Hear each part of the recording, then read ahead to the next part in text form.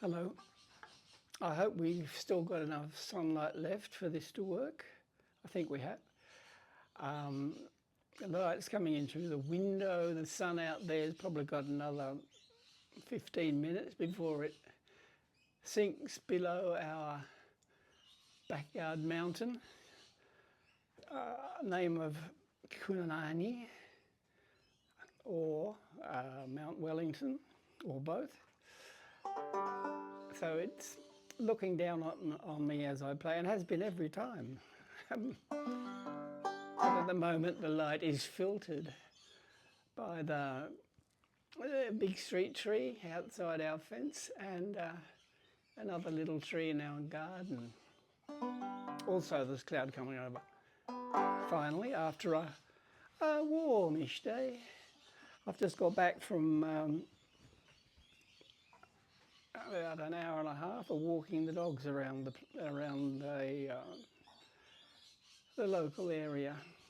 So a bit in the bush, a bit on the roads. So anyway, my hair's got all flattened by my hat. But do I care? No. And what I wanted to talk about this evening is G tunings on the banjo. I've got this banjo tuned in so-called standard G. So what does that mean? Well, I may have been over this before, but I want to recap. If we use my system of naming notes where we choose a starting note and call it 0, and then every time we go up a fret, 0, we go up 1, so 0, 1, 2, 3, 4, etc. until we get to 12, and then we start again at 1, we call that 0 instead of 12, and we start again. Using that system, the major chord based on that note we choose has got a code of 0 for the note itself, 4 for what we call the third, or what musicians call the third, and 7. So any banjo chord that, oh, there's somebody outside the window. Any banjo chord that uses just those 3 tones, 0, 4 and 7, any tuning that uses just those 3 tones in different combinations is called an open tuning, because you form the open strings form the major chord 0, 4, 7, and the G major in particular, the G tuning has a G on that higher string, so that's a 0, and then a D, that's a 7, G, A, B, C, D, counting frets. Then we've got another G, so that's another 0, and a B, which is a 4 in my system. Let's call it the F code, shall we, just to be precise. And then the first string, this string here, is another D. So there's a low D and a high D. But they're both Ds, so they're both 7s. So my F code formula for this tuning, let's just leave out the high string for now.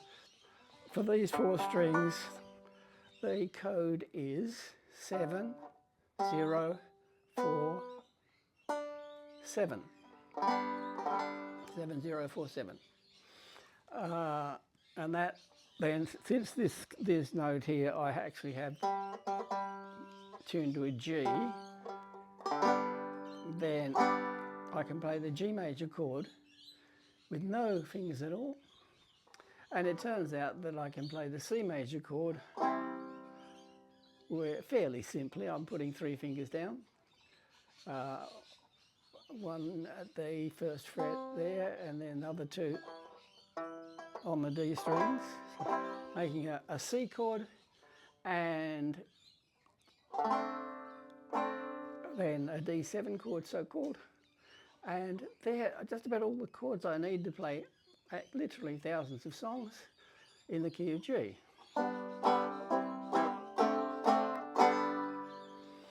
I'm good to go.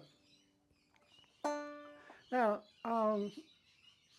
as I think I've said before, my main aim with the banjo is to become a good accompanist to singers, in particular to be able to accompany a song that I know the melody of, in any key that a singer may prefer, any key. And you know how many different keys there are? Well, there's 12 different name keys, isn't it, or 11? If you start at C and go right back for 3, C sharp, D, etc. I think there's 11 different. I want to play in all of them, but I'm lazy and I don't want to do an awful lot of work.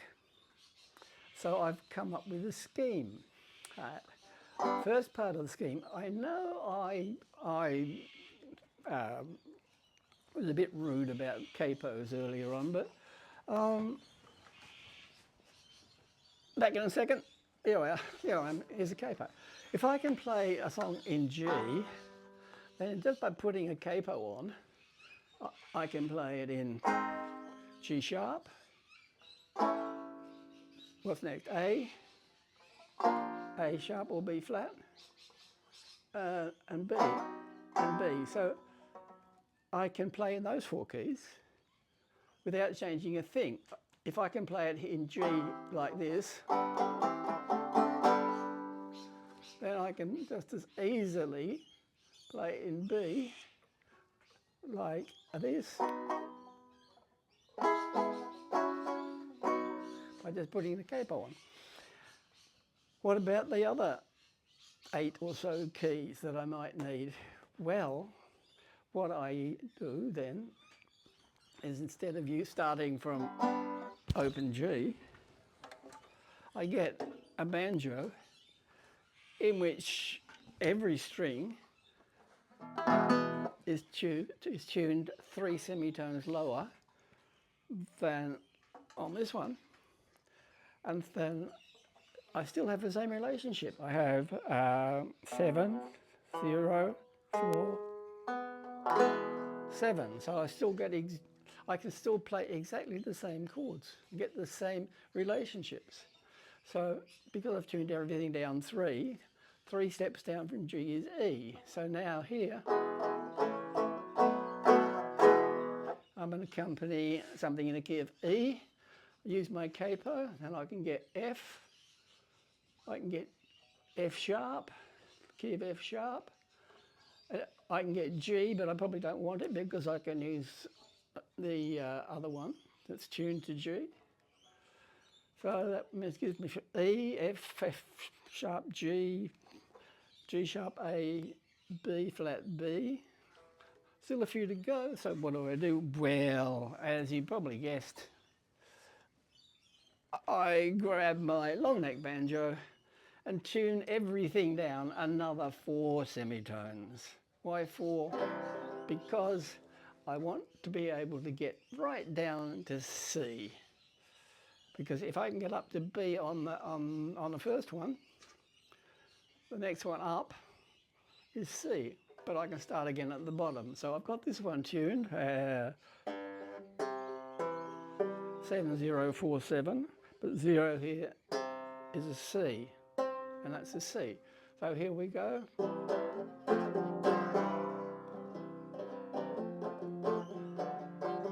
I can play accompaniments in C. And what else do I need? Well, nobody would sing in C sharp, but I could. And then there's D, and D is very useful. It's the only place I can really get D in this system. So that's a very nice one. I can play a D. I'd have to change this one, of course. And then what else have we got? We've got E flat. And the next one would be E, but once again, E I've got on that middle one. So, with 3 banjos, and knowing how to play in the key of G in open G tuning and put on a capo, I can accompany the same song using the same fingers in any key whatsoever, and I think that's really cute. That's the first thing. Okay, the second thing is, I just want to mention that this thing is in so-called open G because that 7047 is a G major chord. Well, there are in fact 3 common types of G tuning. The sun's getting close to the mountain now. It'll probably go behind in 4 minutes or something like that. And it's dazzling me a bit. But anyway, to get what I was talking about, if I've got 7047 open G, if I change one string, if I make that 7037 instead, in other words, I tune that B down to a B flat,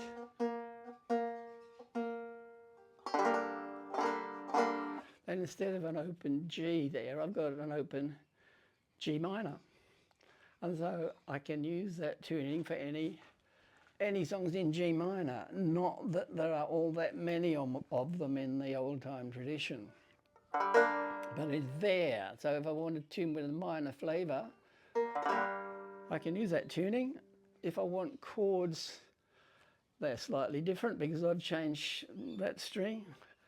But we don't use that many chords on the banjo, particularly if we're not playing in a major key.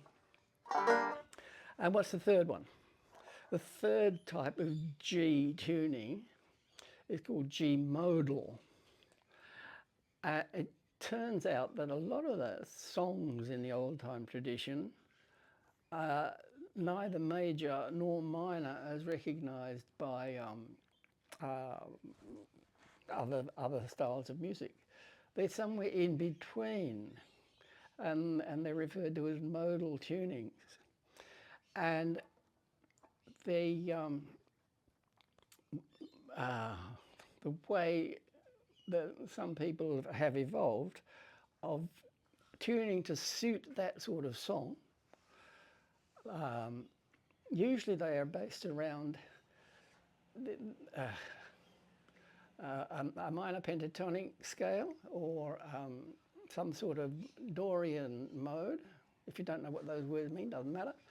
They're all sort of hovering somewhere between major and minor. And to use just major and minor chords can sometimes not give the right spirit to the tune. The so-called mountain minor, the spooky, whatever, weird intonation that some songs have. And so rather than have either that 3 there for minor, or that 4 there for major, we tune up another semitone on that second string. All we're doing is changing to one string. Major, minor, major, and now modal. So when you play open strings, you're not playing a major chord, you're not playing a minor chord, you're playing, well, I suppose, jazz people might call it a sus4 chord or something like that. So it's G, C, D,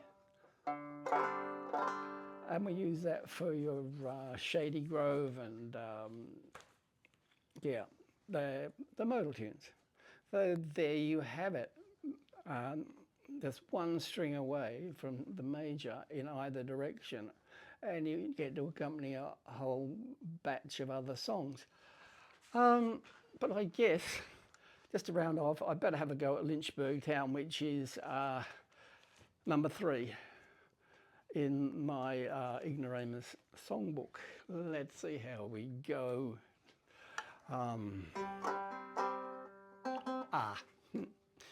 It's a major tune, so we've got to bring this back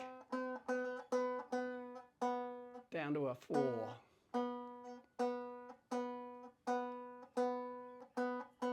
Mr. Erbsen sets this in C. I prefer it in E, so I've got the wrong banjo. Here we go. Let's try it in E.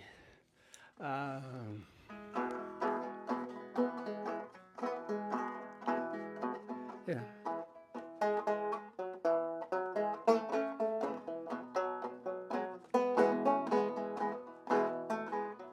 That was dreadful, wasn't it? Wasn't it dreadful?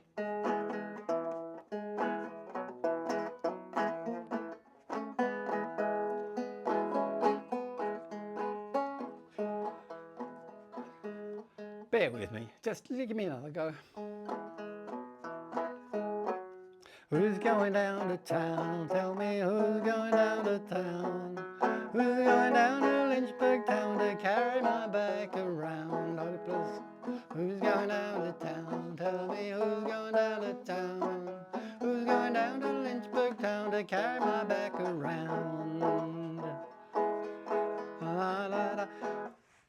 Yeah, I must say I'm going off these songs a little bit because there's a lot more verses there, but they're damned hard to remember because they seem almost random. It's like somebody just made up a few verses to fit the tune. Whereas what I'm looking for is a song that tells a story. And these basically don't. They're just sort of giving the instrumentalists something to sing so they can cement the melody in their minds. But never mind, I shall persist and I will get better, I promise. Thank you. See you later.